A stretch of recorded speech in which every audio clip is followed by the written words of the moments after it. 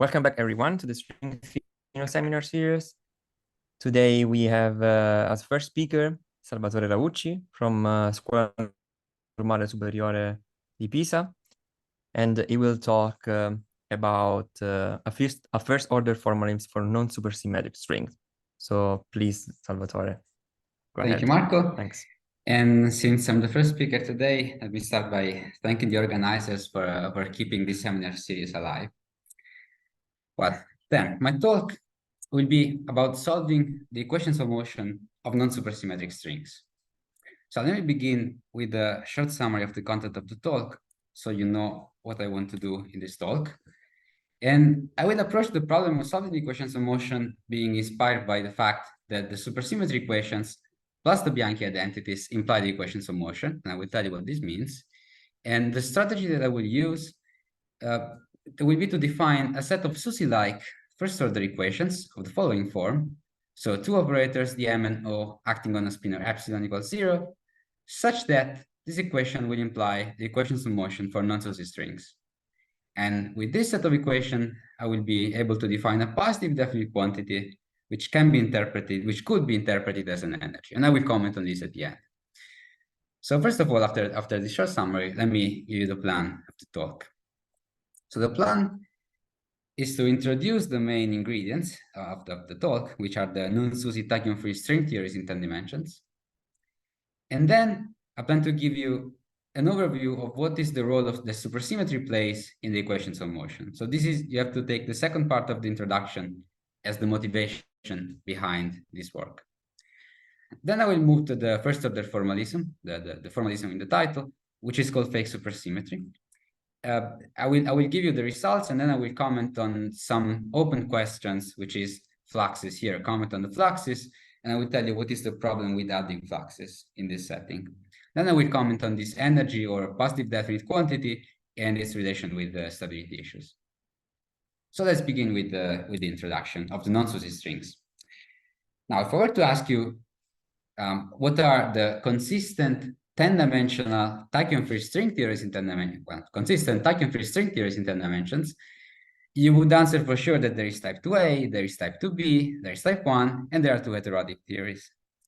Now, this is not the full story, because I never asked for spacetime supersymmetry. If I were to ask you for spacetime supersymmetric, consistent, tachyon-free, 10-dimensional strings, this would be the answer. But there is more if you relax the assumption of spacetime supersymmetry. In particular, as far as we know, there are three non-supersymmetric tachyon-free string theories, which are one heterodic theory, which is called the SO16 times SO16 heterodic theory, and two open string theories, which are called Sugimoto theory, this USP32 or Sugimoto theory, which is an orientifold of type 2b, and 0'b string theory, which is an orientifold of 0b string theories, which itself is an orbifold of type 2b string theory. So again, they both arise from type 2b string theory. One is directly an orientifold, and one is an orientifold of an orbifold. So this is the classification as far as we know now. And I want to convince you that it is relevant to study these theories from a string Fino perspective, not because I will be able to give you some Fino model, some reasonable Fino model, but just because these are the simplest setups in which you can study supersymmetry breaking in string theory. So in a sense, here, the only requirement we're adding to the story, to string theory, is just no spacetime supersymmetry to begin with. So in a sense, this is the simplest setup to study supersymmetry breaking, or better, the absence of supersymmetry. Now, the main focus of this talk is, in a sense, to study the gravitational back reaction of SUSY breaking. If I were to ask you what is the gravity back reaction you expect from SUSY breaking, then from our quantum field theory kind of experience, we would say, oh, that there would be a one-loop vacuum energy, since there is no fermion boson degeneracy. Now, something similar happens here in string theory, but this vacuum energy is actually as potential for the dilaton, a scalar potential for the dilaton, which is called tadpole potential. In fact, the leading order effect of supersymmetry breaking is the addition to the low energy effective action of the following term. So as you see here, it's a t, some coefficient, times an exponential of the dilaton, e to the gamma phi. Now, you can understand where does this come from, that you may ask. can understand this term from 2 points of view. One is the spacetime point of view, and one is the worksheet point of view. I will focus on the spacetime since it's simpler. So this term comes from a residual NS tension from either sources or vacuum energy. Let me give you a flavor of what I mean. Let's take sources here. Take Sugimoto theory. Sugimoto theory, as I told you, is an orientifold of type 2B string theory. Now, we know of another orientifold of type 2B string theory, that's type 1 string theory. And type 1 string theory is actually type 2B string theory with an O9 minus and 32 D9 branes. Now, an O9 minus has negative tension and negative charge, while the D9 branes have positive tension and positive charge. So if you compute tension and charge, in this case, you get that the O9 has minus 32, and D branes have +1, but there are 32 D branes, so you get 0, both for the tension and for the charge. Now take Sugimoto theory. As I'm writing here, Sugimoto theory is an O9 plus and 32 anti-D9 branes. Now, what changes here is that the O9 plus has positive tension and positive charge, while the anti-D9 branes have positive tension and negative charge. So the total charge cancels, as should be for anomaly cancellation, while the total tension does not. And in fact, the total tension is just 64 times the tension of a D9 brane. Now, you know how D branes back react and O planes back react in spacetime. The leading order effect is the dBi action, and the dBi action is exactly this form, with T now equals to 64 times the D brane, the D9 brane tension, and gamma equals -1, because the dBi action is tension e to the -5. So what I'm saying is that for Sugimoto, the leading order effect of supersymmetry breaking in spacetime is the dBi action of the sources that are present in the model. But for instance, for the electrostatic theory here, the leading order effect is really a vacuum energy. So as the second point here, vacuum energy, but it would be really a vacuum energy in the string frame. So here you would have gamma equals 0, but you should read this as the action in the string frame. So when you go to the Einstein frame, where gravity is the usual gravity, you will get a scalar potential again.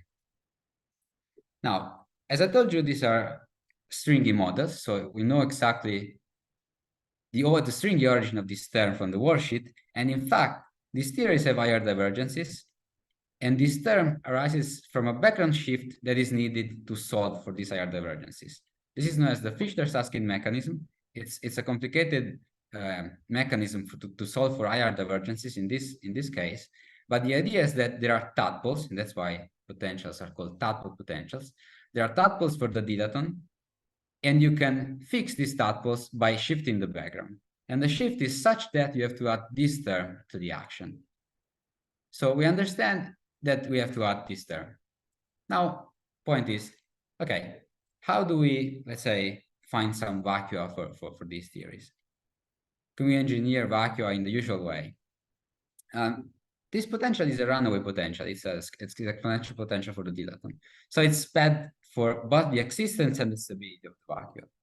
And so you should ask questions about the equations of motion and how to solve them.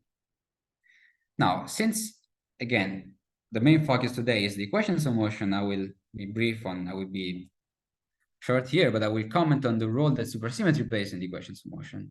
Now, the equations of motion in string theory come from the conformal invariance of the 2D sigma model. And as such, they are a double expansion in G string and alpha prime. So the most general low energy effective action for the massless moods of the string that you expect has this form. So it's a double expansion in G string in alpha prime. Again, you should read G string as e to the phi. Phi is the dilaton. And the action is just a sum of operators of mass dimension 2 plus 2m in a double series expansion in G string and alpha prime. This is the most general action that you expect from string theory. And in principle, any solution to this action is a consistent string background. However, if you really want to work with this action, you have to first solve the second order equations of motion you get from this action. Then you have to check for perturbative stability of your solution.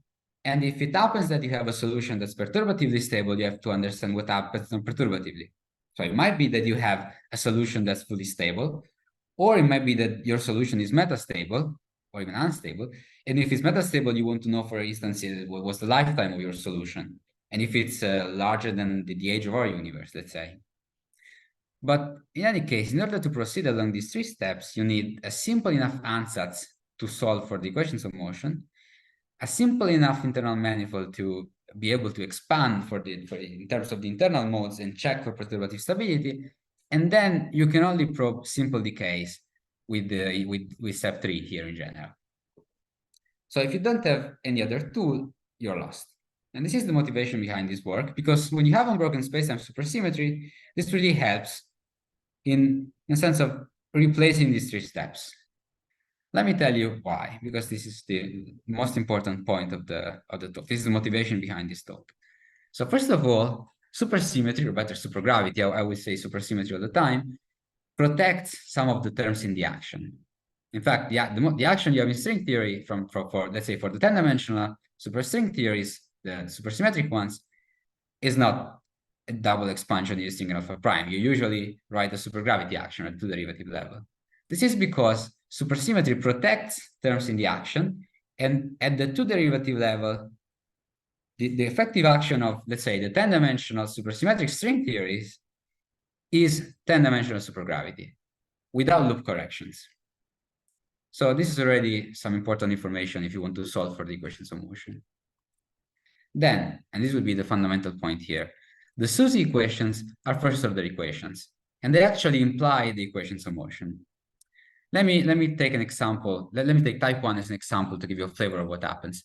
For type 1, if you take the gravitino and the dilatonal variations, they have this form. So they are some operators, D SUSY and O SUSY on the SUSY spinor epsilon, and they take this form.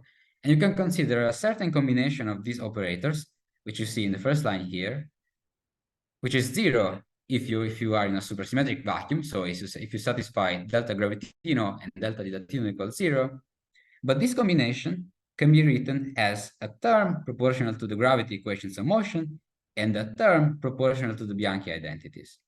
Now this means if you satisfy the SUSY equations, so delta gravitino and delta dilatino equals 0, and if you satisfy the Bianchi identities, you get a solution to the equations. This actually helps because these equations are first-order equations, but there's even more. These equations are not just first-order, they are spinorial equations. And this brings to the use of spinors in supersymmetric setups. Because with spinors, you have access to more structures on the manifolds that you consider. What I mean is that with the usual equations of motion, you only have access to the Riemannian structure. While here you have access to, let's say, G structures on the compactification manifolds. Or you can rewrite the equations in terms of bispinor equations, which are at the basis of geometrical engineering of solutions. Now, for today, I will only use the fact that you can define a positive definite quantity in supersymmetric setups, which you can interpret as an energy. Indeed, this is the type of energy that was used by Witten in 1981 to prove the positive energy theorem. Now, his argument is for pure gravity, and the argument is inspired by supersymmetry, but does not rely on supersymmetry.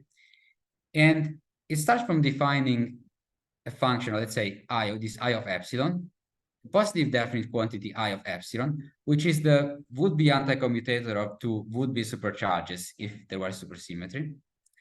And the point is to rewrite this as an integral over a codimension 1 hypersurface of a divergence of a 2 form. This is the so-called energy 2 form, this E. So this hypersurface sigma, you have to think of sigma as, let's say, the hypersurface where you define the initial value problem for your gravity variational problem.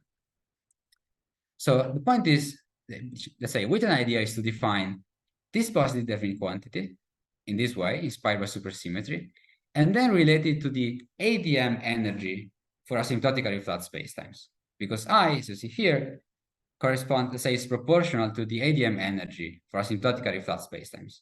Now, the same happens for asymptotically ADS spacetimes, while in general, we don't have a definition of energy. And so this I, let's say, the anti-commutator of the supercharges, acts as an energy, or better, as a positive definite quantity, which is an energy in all the controlled setups. Now, this is important because it is a dynamical abstraction to decays. Because if you have a solution, this argument tells you that the supersymmetric vacua are 0 energy solutions using this energy. And since the energy is positive definite, all other vacua will have some positive energy. And in general, you expect them to decay to the SUSY ones. So again, this point 2 here, the first order equations would replace the second order equations, while this energy with this dynamical abstraction would replace the stability analysis. Now, all of this is lost without spacetime supersymmetry. So what can we do for the non-supersymmetric strings? We have their equations of motion. How can we solve for them? You can do the 3 steps, but again, it's a long and painful journey. So some inspiration here, at least for me, comes from massive type 2A. Now, massive type 2A is a deformation of type 2A supergravity, in which the deformation is called Romance mass, in which the additional term is like a vacuum energy. So it is like a tadpole potential in the form I showed you before. But there, for massive type 2A, you have the supergravity equations. So the question here is it possible to define SUSY-like equations with a generic tadpole potential, or better, with a tadpole potential that are relevant for non-SUSY strings? Actually, this idea was already present in the literature under the name of fake supersymmetry in this paper, and it corresponds to defining 2 operators, dm and o, such that dm epsilon equals 0 and o epsilon equals 0, with epsilon a spinor on the manifolds you consider, imply the equations of motion.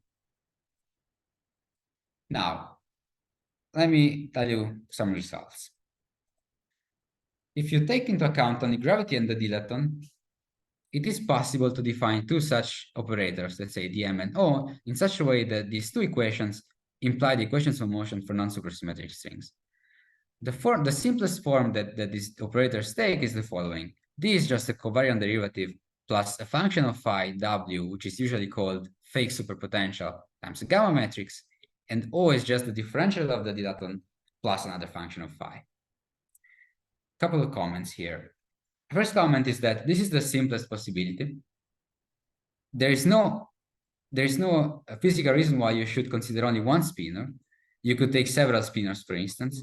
The kind of simplest modification here is to take 2 spinors and put a sigma matrix in front of W and G, and an identity matrix here in front of the differential operators. Again, this also implies the equations of motion, but it's morally the same. Second comment is related to the first, actually, which is there is no physics behind these equations. And this is something you have to keep in mind while listening to this talk. This is just a formal tool, if you want, just a set of formal equations that you use in order to solve for the equations of motion. Or better, you will generically get a subset of the solutions to the equations of motion. But still, for this subset of solutions, you expect to have more control. Now, first question here is whether this formalism includes any known solution to these non-SUSY strings. And the answer is yes. It does include the so-called codimension 1 solutions, or the Das-Morad solutions, which are solutions of the following type, in which your metric is Minkowski 9 with a warp factor in front and a single direction y that is singled out. Now, these solutions are interesting, actually, because they are perturbatively stable. And this has been proved in these 2 papers. Now, this rings a bell with the energy that I was mentioning before. In fact, I will comment on this in a second. One negative result here is that there is no new vacuum solution. But here the question is whether changing the spinor ansatz would improve the situation, and maybe, let's say, turning W into a complex matrix could bring new vacuum solutions. This is an open problem for now. I'm working on this, but I don't know how to, I don't have any new vacuum solution for now, let's say. A more serious problem comes when you try to add fluxes, Ramond or SNS fluxes. Now, let's say take Sugimoto. If you turn off the tadpole potential in Sugimoto, you go back to type 1. So if you had fake supersymmetry equations with fluxes, you would expect that turning off the tadpole, you would obtain back the type 1 supersymmetry transformations. And these are the first and the third terms here. While if you turn off the fluxes, you expect to get again the same fake SUSY equations as before, so first and second term. So the naive guess would be to consider these fake SUSY equations, just adding the 2 contributions, but this does not imply the equations of motion. So this doesn't work in this simple way. So for now, this is an open problem, and I would say this is a pretty serious problem of this formalism. And it would be a great step to understand whether it is possible to include fluxes in this language. There is one way out that is extremely complicated, but let me mention it. A possible way out is to actually understand that maybe we are not computing the right equations of motion, because recall that the action you expect without spacetime supersymmetry is a double expansion in the string alpha prime. So in principle, the kinetic terms in front of the forms might be loop corrected. What I expect is something like this for the heterotic, let's say. All terms in the action, all the operators in the action will be in principle loop corrected. And so maybe these loop corrections here for the forms in particular will change this coefficient in front of the forms. And so it might be possible to get some fixed equations even adding fluxes. But for this, to me, it's not clear how to approach the problem, because if you put generic functions and generic contributions, it becomes extremely messy. So again, it's not clear how to do it. And even more seriously, probably, this formalism seems to treat tree-level and one-loop contributions in the same way. And this might be an issue, because at some point, if they both enter equally, all loop corrections should enter equally. So the question here is probably, can we reformulate this as tree-level plus corrections? And this, I don't know the answer. So in the remaining time, let me comment on this energy thing. Now, as I mentioned, it is possible using the SUSY equation to define positive definite quantity. And in this paper, the authors argued that this is a good definition of energy for supersymmetric strings, and they explored the implications for stability of string compactifications. Now, it turns out that if you take the definition of energy that they use in this paper, which is the same as Witten used, and you just replace, let's say it's energy 2 form, you just replace the covariant derivative with the modified covariant derivative that I used with gravity and the dilaton, this also leads to a positive definite quantity. Actually, this is positive definite on shell, as usual in these cases. And actually, this energy is positive definite on shell, and 0 if and only if the Fexus equations are satisfied, these two, dp epsilon and O epsilon. So what you seem to get is that you get for free from this formalism a positive definite quantity, which is 0 when the Fexus equations are satisfied, and greater than 0 otherwise. So let's say we want to interpret this as an energy, even though there are reasons to believe that this is not really the best you can do. But let's say we want to believe this is an energy.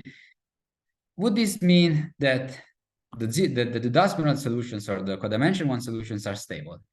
But I think even interpreting this as an energy, the answer would be no, not necessarily, at least, because the spinorial energy needs control on the boundary conditions.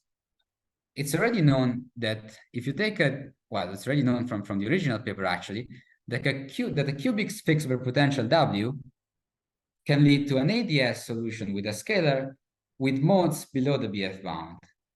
But still, this is a solution of the Fexus equations. So this solution would be still a solution to the Fexus equations, but unstable.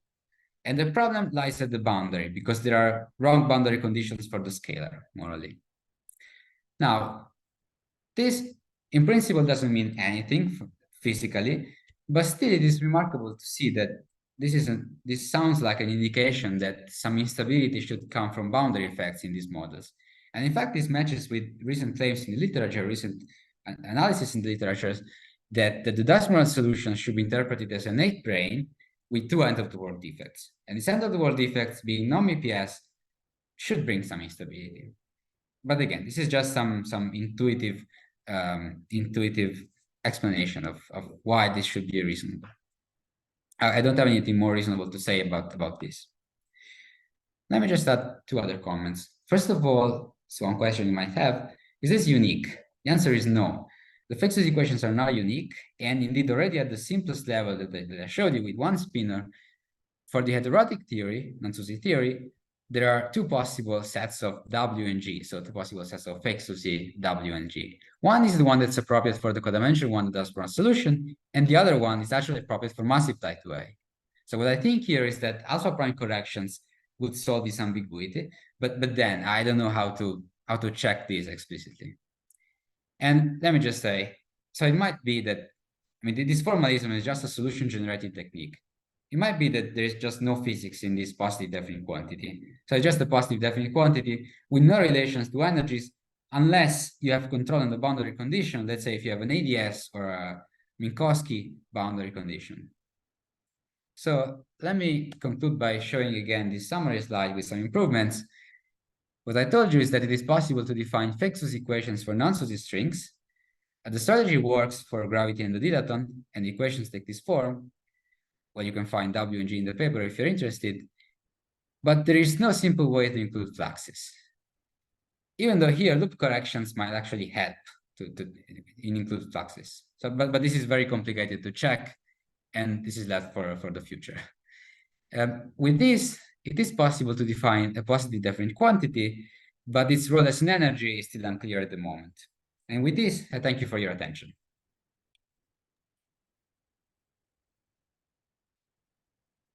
Thank you, Salvatore. A nice talk. Now we have time for question.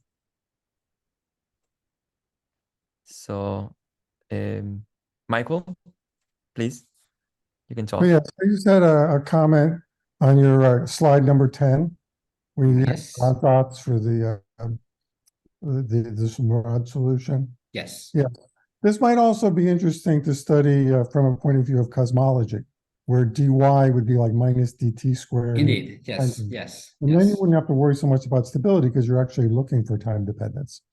Yes. And I believe Van Holten has written a paper where he uses a fake supersymmetry to try to solve like the Friedmann equation. But that'd be very in this context as well. Actually, I'm not aware of the paper, but that's interesting. Yes.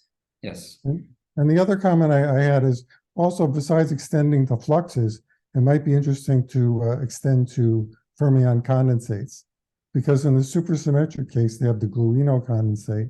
Be very interesting to find out. We have fermions as well in the non-supersymmetric case. Yeah, that was actually a comment in this paper about this. So it might be possible, but then again, that's a different thing, I think. So here the problem is to include fluxes. The discussion about adding fermion condensate is already present in this paper, in which they comment on the thing, but they don't really do it. And in a sense, there was a recent paper by Mariana Gragna and Nicolas Kovensky, in which they did something kind of similar, kind of. Okay. And the final comment is about these ADM masses and things like that. That's very different even in the supersymmetric case, where they have supersymmetric black holes and things like that. It's not necessarily asymptotically flat. And in the non-supersymmetric case, they would usually put like a phi squared or a cosine phi or something to make it more realistic, because it's really asymptotic. So you have to look very carefully at like the Witten's derivation with the dilaton to see if it actually goes through, because I don't really think it goes through straightforwardly anyway. Yeah, the problem is that with the potential, in a sense, because my potential is just an exponential potential. If you start adding more complicated potentials, as you were saying, then probably the analysis is more reasonable. Yes. Okay. Well, thank you. Thank you.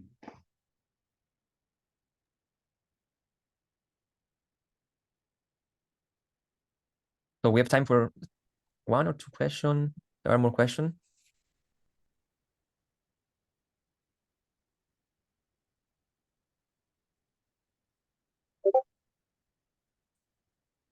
Okay.